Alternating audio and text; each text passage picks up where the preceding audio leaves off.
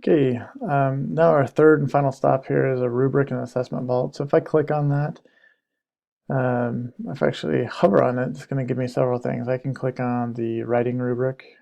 Kelly's done a great job of putting all the writing rubrics on here so you can kind of drill down into your grade level and find those writing rubrics. So you can go in and see student-friendly language ones. Very helpful here. So if I click on back out, I can go and search for other folders. But for the rubric and assessment vault, what I'm going to click on here is go back.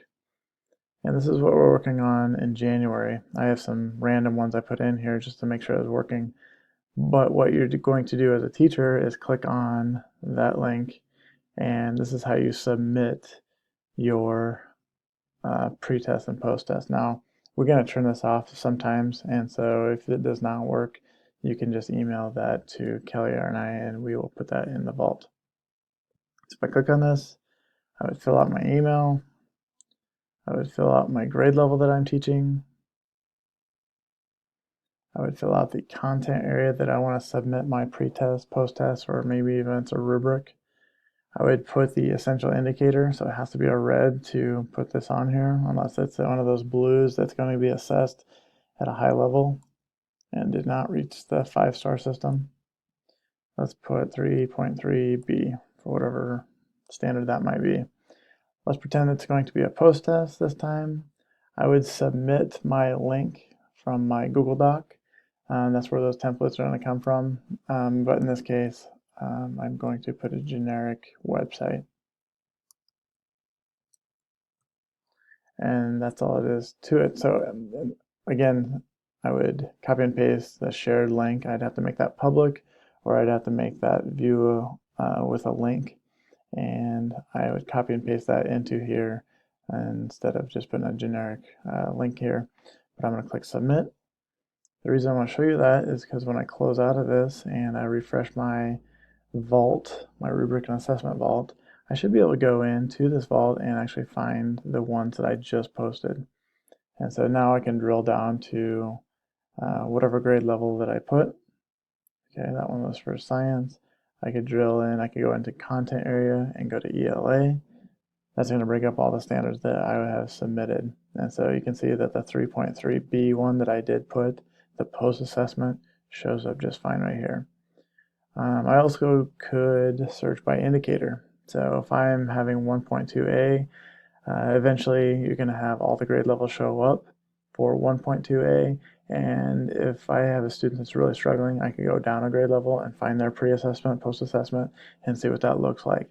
In the same fashion, if I have a student that's really doing well, they're probably high ability, they're advanced in this indicator, then I can go and find the grade level above and see how they do on that pre-test or post-test. All I have to do is click on it, and that will bring up a Google Doc. I can make that my own, or I can print that off if I don't want to change anything about it. So Assessment Vault hopefully will be a great place to find a lot of the resources that you need. Again, you can do pre-test, post-test, or you can find rubrics right here as well. I think this will be a handy little thing for you later down the road. Also, you can go into, if you're a Pinterest lover, you can go into the ESU 15 Pinterest, and there's a lot of boards on here, and you can kind of peruse through there. If you want to collaborate and actually add to these boards, there's also a link on that site where you can become a Pinterest collaborator, and we will add you to that.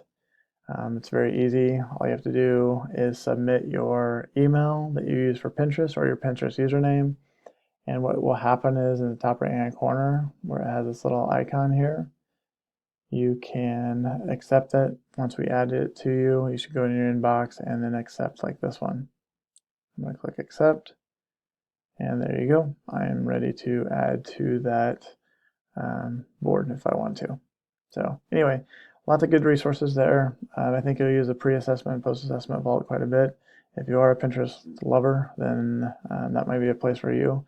And then eventually we're going to have the lesson resource vault working where during our PLCs, you'll bring your most effective lessons and place those in there. And the same thing down here, you'll go in and be able to search for one of those indicators.